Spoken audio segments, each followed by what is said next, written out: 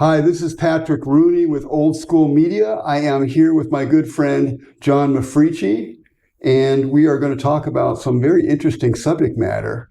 None of us know exactly what it is yet. At least I don't know. Who knows? Top secret subject matter. Yes.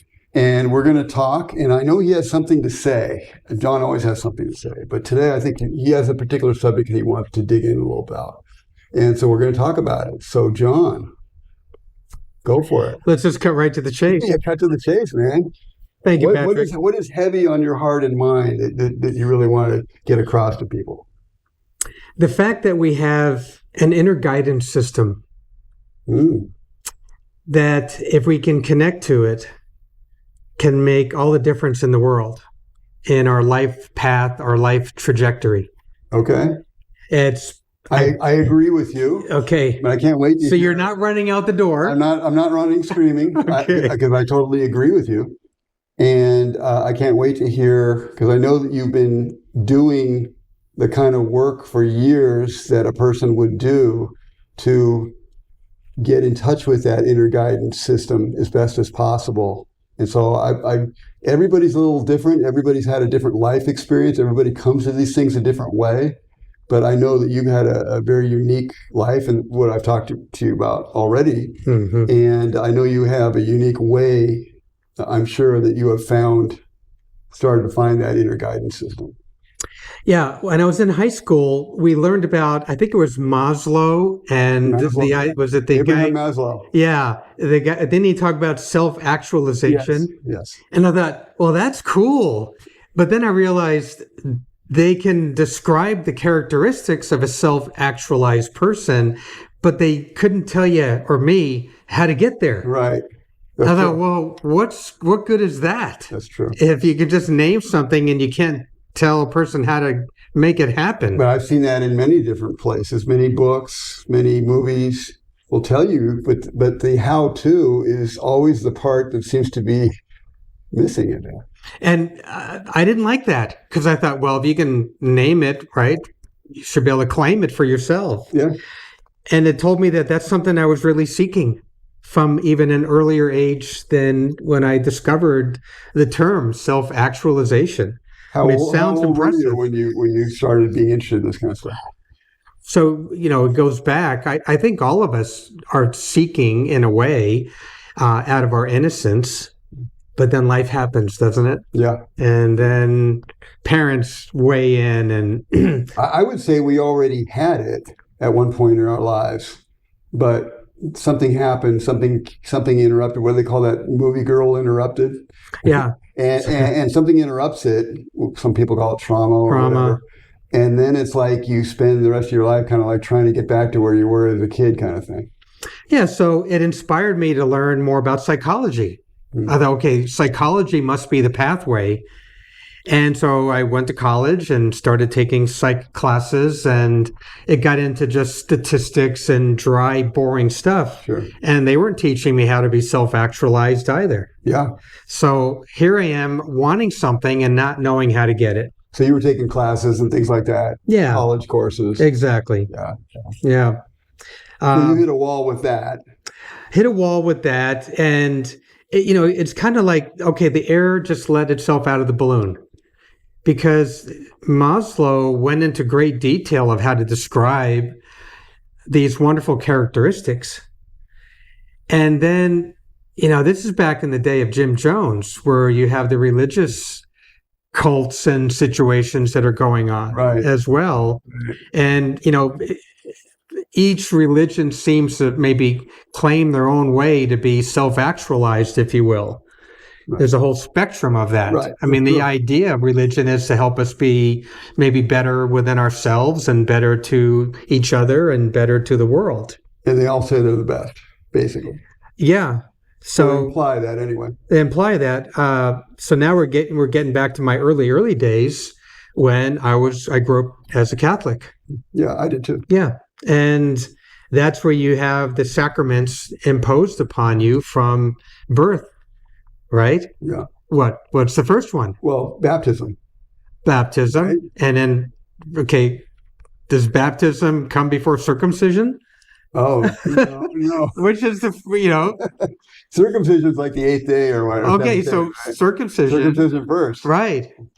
And of course, you have no control over that. Right. You're just going along with the flow. Yeah. Yeah. Which is trauma right from the beginning. Yeah. Huh?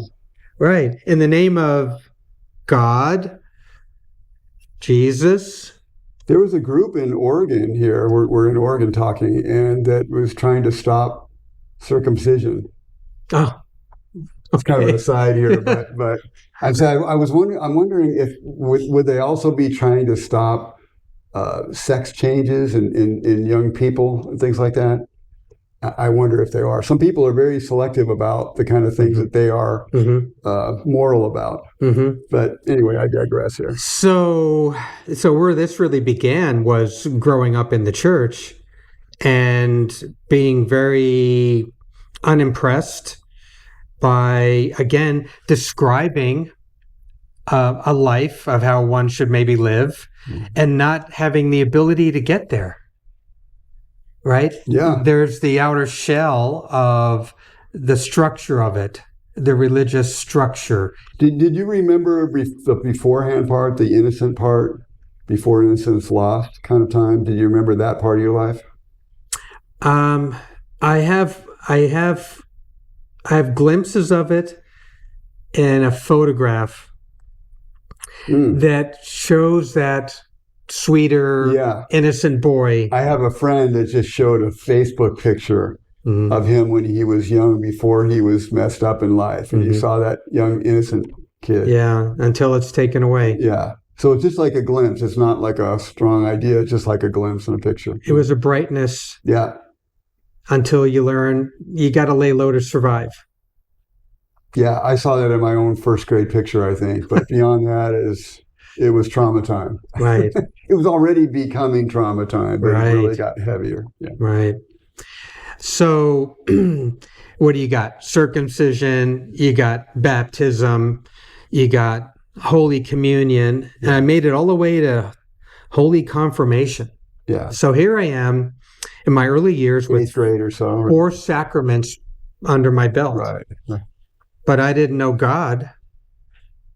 So at the ripe old age of 14, I made a conscious decision and walked out of the Catholic Church. Oh, wow. I remember 14. walking out of it, and get this, resigning myself to burning in hell forever. You were thinking that? That's exactly. That was my resolve. So you were willing to walk out of something knowing that, or thinking that you were also going to be burning in hell for it? Yeah. So it must have been super strong desire to get, what was it, just like, it just seemed too... It was not authentic. It was not authentic. That's what it was? It was not authentic. And you knew that? Yeah. And I couldn't lie to myself. I think I always wanted to know something greater than myself. God, if you will, want to call it God. And, but didn't know what that meant and didn't have an experience of it. And I also, at the same time, at 14, couldn't go through just the dogmatic structure of it. This is at 14 years old. Yeah, I don't know very many people who would left a church at that age. Now, and so what did your parents say when you said, I'm going to leave? Well, they put us into the religious structure, but they didn't go themselves. So it was really up to me to go. So you didn't have that pressure, like, we're going to church, John. No. Come on, John. No, John. Wasn't that. Well, you're not a little longer, John. I was a free agent at 14. Okay. So you had the. Well, Patrick, I'm a soldier for God. I got my 4th name in Holy Sacrament of Confirmation. Oh, that's right. I had a 4th name too, which I can't remember. I'm John Joseph James Mafrici. Yeah, Mafrici. Okay, so your parents didn't come down on you for the decision. No, they weren't. They weren't up the cloth. But see, if my parents didn't care about those things, my dad didn't really care that much. My mom did, but I could have left. I probably could have left earlier had they not been kind of religiously going, so to speak. Because I don't know if they would have cared that much, but I would have left. Not because I was so strongly against it, because I just didn't like going to church. It was just boring. Yeah. That was all. I wasn't against it. I didn't think it was a bad thing necessarily. It was just boring. And as a kid, you want to play, you want to have fun. You don't want to do boring things. Well, I'm from New York. There was Latin Mass. Oh, So you don't even know what's being said. we didn't have Latin Mass when I was growing up. It was regular stuff. Right, right. And then, dressing up for Easter and Christmas and getting new shoes and Right. new clothes. None of it really set into how is this changing my life? Right. Now, at 14, I'm in a rock and roll band, right? And how did you get into the rock and roll band? Because I'm a drummer. You were already drumming? I was already drumming since I was 7. You just got a kit, or?